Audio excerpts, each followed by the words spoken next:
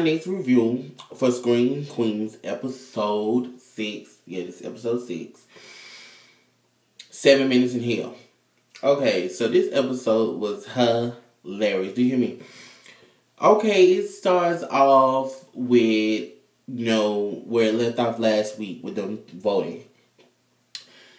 Turns out Chanel has rigged the votes to where it can be a tie. So she can therefore turn the presidency over to Zayday. So that, well, this is the thing she said, because since all the Kappa girls are getting murdered, it would make more sense for the killer to come after the president. So she basically made Zayday the president. Just a bitch, Chanel. Just a bitch. Okay? Just a bitch. What else? Okay, so Zayday first act as president was like, we're going to have a slumber party. We're going to turn up. Because Gracie put a little bug in her ear, was like, we should have a slumber party. We should try to play truth or dare so we can see, what the girls know about the killer, who the killer, whatever. And so, Chanel number 3, dumbass, was like, oh, I'm off for the slumber party. And we're playing Spin the Bottle. Basically want to spin the bottle because she having feelings about predatory leads. Okay? So, from there, they go into sleepover or whatever. And then goes to the Dickie Dollars. The Dickie Dollar Scholars. Okay.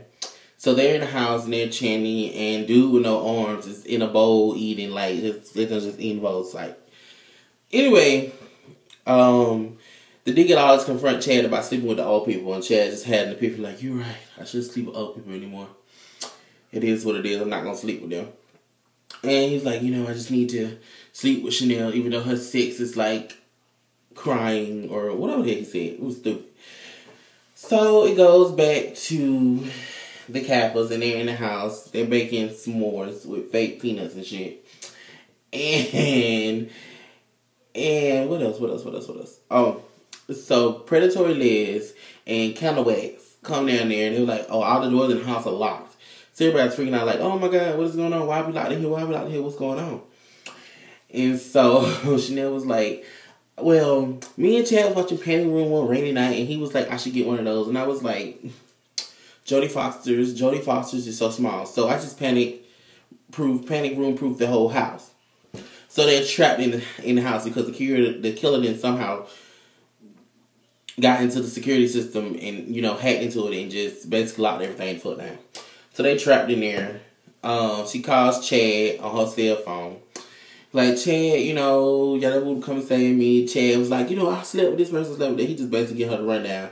Still making her look like a damn fool on the phone. So then, they're in the house. Chad don't come over. So they get the bottom. They're like going back and forth. Chanel got the bottom. The first level glasses are bomb-proof.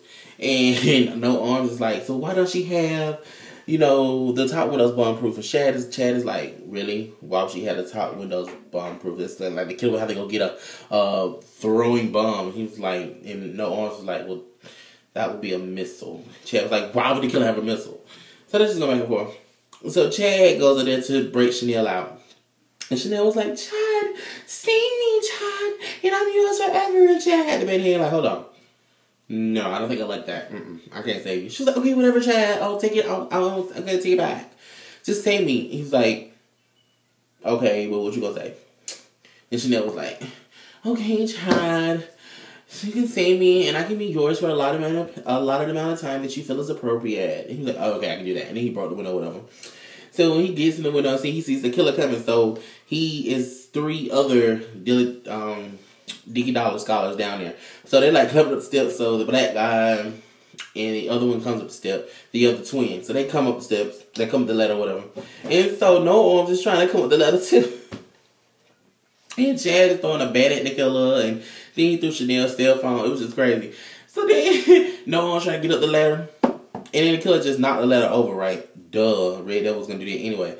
So No Arms got his head chopped off. So they all in the house playing Truth or Dare, and Chad got into it with Candle Wax Girl. She was like, Truth or Dare, if I was the killer, I would just pick truth and then lie. Chad's like, no! It's not the rules of the game. If you get truth, you gotta tell the truth. They were just going back and forth, back and forth. So then Hester, aka Chanel number 6, and Chad had him over in the kitchen. And Hester was trying to hit on him, and Chad was like, listen, I didn't want to tell you this out of fear of hurting your feelings. I was just hoping you would die, so I wanted to tell you this. But we're not going to work out. And she was like, you know what? Number one, 2 things. I don't give up easily. Number 2, I always get what I want. Like, she just went off. Then Chanel came in there or whatever. So then, during Truth and Dare, Predatory Les told Chanel's number 3 secret about her daddy being the serial killer.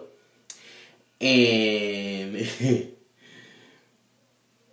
excuse me.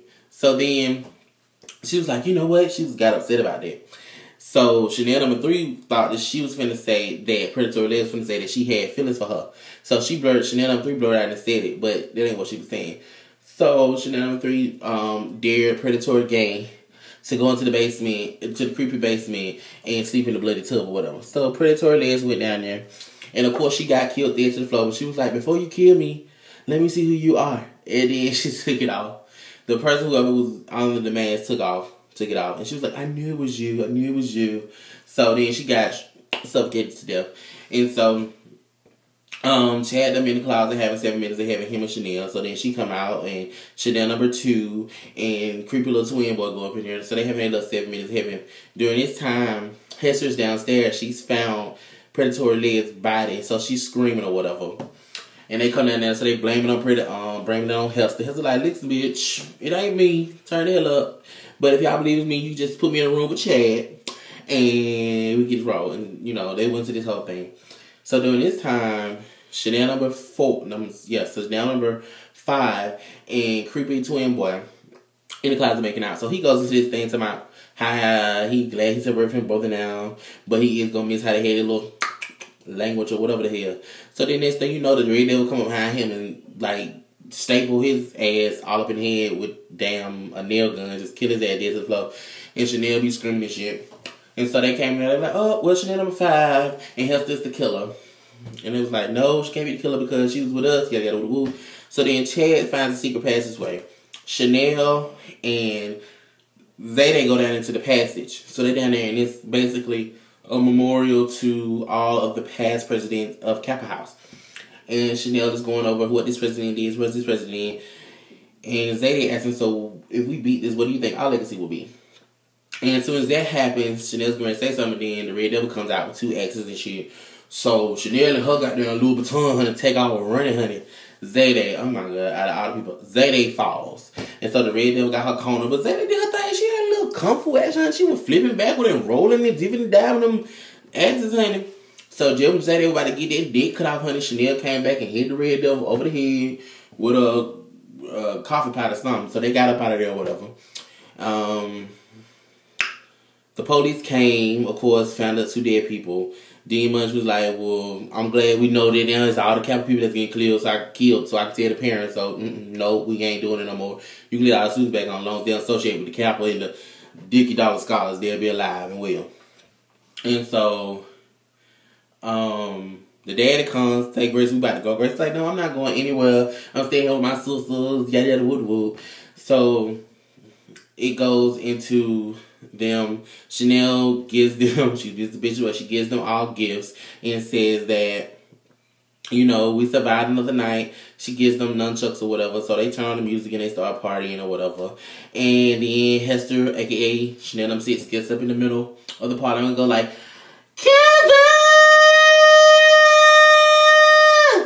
And then it flashes to the Red Devil in the window. And I'm like, oh my God, I cannot wait for next week.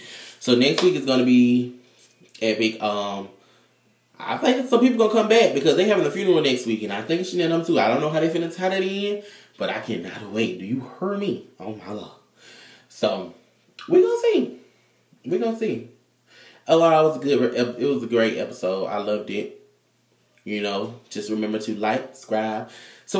Like, subscribe, comment.